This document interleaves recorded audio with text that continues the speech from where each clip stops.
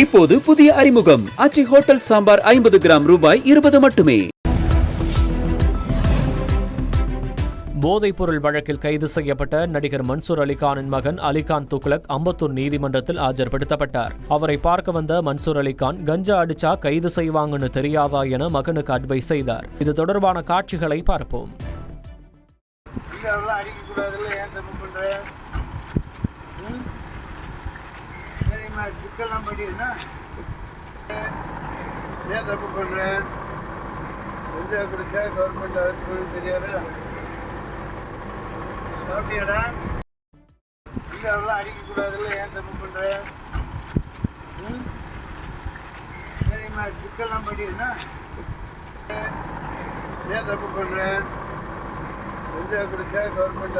தெரியாதா?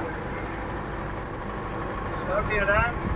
இப்போது புதிய அறிமுகம் ஆச்சி ஹோட்டல் சாம்பார் 50 கிராம் ரூபாய் 20 மட்டுமே.